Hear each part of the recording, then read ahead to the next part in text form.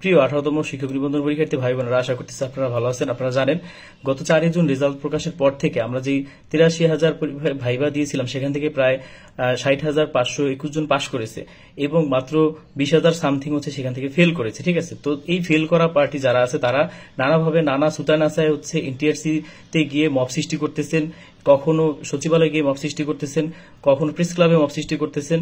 তো তারা হচ্ছে এখন এনটিআরসি তে এই লাগাতার তাদের যে এনটিআরসি ঘেরাও কর্মসূচির কারণে এনটিআরসি তে কিন্তু কর্মকর্তা ঢুকতে পারছেন না। এটা আপনারা জানেন কিনা জানি না।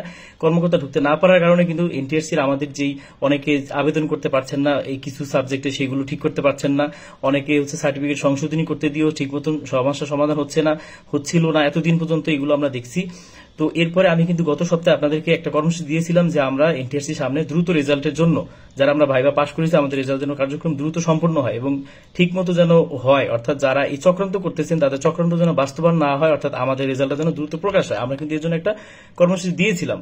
তো সেখানে আপনাদের তেমন আশানুরূপ উপস্থিত হয়নি। তো যতটুকু হয়েছে তা দিয়ে আমরা যথেষ্ট কিছু করতে পারছি, ইনশাআল্লাহ ভালো। তো এখন মূল কথা হচ্ছে দেখেন, এখন আপনারা আজকে জানেন যে তারা হাইকোর্ট থেকে গত বৃহস্পতিবার হাইকোর্ট থেকে একটি নোটিশ এসেছেন এনটিআরসি কাছে, যে এনটিআরসি তে যারা ভাইবা দিয়েছেন, অর্থাৎ তারা নোটিশ মানে যারা ফেল করছে তারা রিট করেছে, আদালতে রিট করার কারণে যারা ভাইবা দিয়েছেন প্রত্যেককে পাশ করাইতে হবে, এমন একটা নোটিশ এনটিআরসি তে এসেছে সুপ্রিম কোর্ট থেকে। তো এখন কথা হলো যে আপনারা একটু চিন্তা করেন, শিক্ষক যেখানে একটা সম্মানিত পেশা, সেখানে যদি ফেল করেও যদি চাকরি নেওয়া যায়, শিক্ষকতা পেশায় যেখানে ভাইবায় ফেল করেও বা পরীক্ষায় ফেল করেও যদি চাকরি নেওয়া যায়, এমন একটা রায় কিভাবে সুপ্রিম কোর্ট দেয় আমার মাথায় ধরে না। তারা কি এনটিআরসি নীতিমালা পড়ে নাই? এখানে রিটেন, প্রিলি, রিটেন, ভাইবা আলাদা আলাদা ভাবে পাশ করতে হবে। এখানে হচ্ছে মানসিক ভাবে তাকে যে আমরা যে বলি যে সার্টিফিকেট নাম্বার 12 এবং একই সাথে 8 নাম্বার হচ্ছে তার যে মেন্টাল অ্যাবিলিটি কিংবা তার হচ্ছে তার শারীরিক গঠন, এক্সট্রাকচার সবকিছু তাকে দেখে মনে হবে কি সে শিক্ষক হিসাবে পড়াইতে পারবে কিনা, এমন জিনিসের উপরে কিন্তু 8 মার্ক দেওয়া হয়।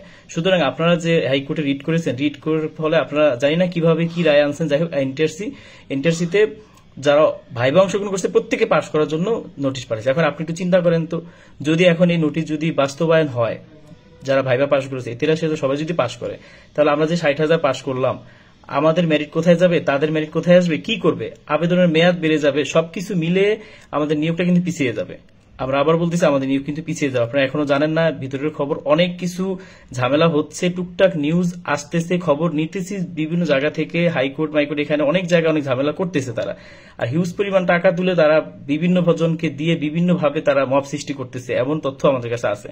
তো এখন মূল কথা হচ্ছে যে আমরা গত সপ্তাহে কর্মসূচি দিয়েও আপনাদেরকে ফলাফল পাইনি। তো আগামী সোমবার দিন, অর্থাৎ কালকে রবিবার, পরশু দিন সোমবার 7 তারিখ মেবি আপনারা অবশ্যই এনটিআরসিতে আমাদের মহাসমাবেশ, যারা পাশ করেছেন, যারা এনটিআরসিতে ভাইবা রেজাল্ট উত্তীর্ণ হয়েছেন, আপনারা এই মহাসমাবেশে অংশ নেবেন। কোনো কারণে যেন আদালত এই যে একটি রায় দিয়েছে, আদালতের প্রতি সম্মান রেখে বলতেছি, তারা যে রায়টা দিয়েছেন এটা আমরা কোনোভাবে যুক্তিসম্মত না। একটা শিক্ষক কিভাবে ফেল করে শিক্ষক হন, এই জিনিসটা আমার মাথা ধরে না। এখন যদি ফেল করার পরেও যদি তারা যদি পাশ করে যায় কোনো কারণে, তাহলে ভবিষ্যতে যত চাকরি পরীক্ষা ফেল করে প্রত্যেকে মব সৃষ্টি করে চাকরি নেওয়ার জন্য চেষ্টা করবে, প্রত্যেকেই আদালতে রিট করে একটা রায় নেওয়ার চেষ্টা করবে।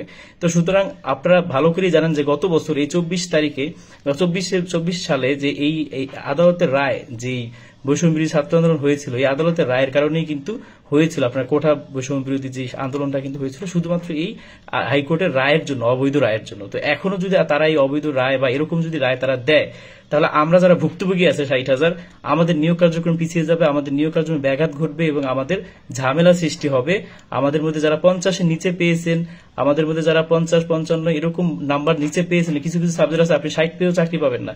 তো তারা যদি মব সৃষ্টি করে তারা যদি চাকরি পায়, তাহলে আমাদের নিয়োগটা অনিশ্চয়তার মধ্যে পড়ে যাচ্ছে। আর একবার যদি নিয়োগ পিছিয়ে যায়, এই নিয়োগ নির্বাচনের আগে আর সম্পূর্ণ হবে না। সুতরাং আপনারা আগামী সোমবার অবশ্যই আমাদের এনটিআরসির সামনে আমাদের মহাসমাবেশে অংশ নেবেন ইনশাআল্লাহ, এবং একই সাথে আমরা আদালতে স্টে অর্ডার করবো ইনশাআল্লাহ। হাইকোর্টে আমরা যারা পাশ করেছি তাদের পক্ষ থেকে ইনশাআল্লাহ আমিই করবো, স্টে অর্ডার করবো। আপনারা আমার সাথে থাকেন। আপনারা যারা আইনি লড়াই আমাদের সাথে থাকতে চান, দয়া করে আমাকে নক দিবেন। ইনশাআল্লাহ আমরা একত্র সম্মিলিতভাবে এই আইনি লড়াই করবো ইনশাআল্লাহ। আমরা যারা এই ফেল করেছে তাদের মুখের ভাষা শুনলেই বুঝতে পারবেন, এত বিশ্রী ভাষায় গালি দেয়। আমি এই ভিডিওটা ছাড়বো, ভিডিওর নিচে আপনারা দেখবেন কি পরিমাণ বিশ্রী ভাষা তারা গালি দিচ্ছে। আমি এই বিশ্রী ভাষার গালিগুলো কপি করে আমি এগুলো প্রিন্ট আউট করে আমি হাইকোর্টে জমা দেবো ইনশাআল্লাহ। দেখবো যে এরা কিভাবে শিক্ষক হওয়ার যোগ্যতা রাখে, আমি দেখবো ইনশাআল্লাহ। আপনারা যেহেতু বকাবকি থামাইতে পারেন নাই, আপনাদের এই নিয়োগ কিভাবে হয় আমি সেটা দেখবো ইনশাআল্লাহ। তো আমি আবার বলতেছি, আপনারা সোমবার দিন আসবেন ইনশাল্লাহ। 60,000 এখানে উপস্থিত দেখতে চাই ইনশাল্লাহ। এনটিআরসি যারা পাস করছে তাদের, ঠিক আছে, এনটিআরসি যারা ফেল করছে তাদের না, ঠিক আছে, তাদের মেয়াদ এখন শেষ। ধন্যবাদ সবাইকে। আবারও বলতেছি, সোমবার দিন সকাল 9টার মধ্যে আপনারা চলে আসবেন এখানে ইনশাল্লাহ। এনটিআরসিতে যারা 18তম তারা নিয়োগ নিয়ে যাবে। আবার বলতে সোম, মঙ্গল, বুধ 10 তারিখ পর্যন্ত আবেদনের মেয়াদ পর্যন্ত আমরা থাকবো এখানে ইনশাআল্লাহ। আমরা সুপারিশ নিয়ে বাড়িতে যাবো ইনশাআল্লাহ। যারা আগামী শুক্রবার পরীক্ষা দিতে আসবেন ঢাকাতে, তারা আগে ভাগে চলে আসেন। সোমবার দিন চলে আসেন, সোম, মঙ্গল, বুধ, বৃহস্পতি লাগাতার অবস্থান কর্মসূচি আমরা এখানে পালন করব। আপনারা চলে আসবেন ইনশাআল্লাহ। প্রতিদিনই আমরা এখানে মানববন্ধন করব শান্তিপূর্ণ। আমাদের এই রেজাল্ট যেন দ্রুত শেষ হয় এবং রেজাল্ট নিয়ে যেন কোনো বাধা সৃষ্টি না হয় সেই জন্য, এবং একই সাথে হাইকোর্টের যেই একটা রায় দিয়েছেন, এই অযৌক্তিক রায়, এই রায়ের প্রতিবাদ হিসেবে আমরা এখানে একটা মানববন্ধন পালন করব। যে ফেল করে, ভাইবা ফেল করে নীতিমালার বাইরে গিয়ে তাদেরকে কিভাবে নিয়োগের জন্য বলা হয়।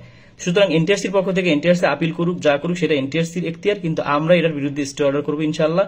সুতরাং আপনারা সবাই আমাদেরকে আইনিভাবে সহযোগিতা করার জন্য পাশে দাঁড়ান।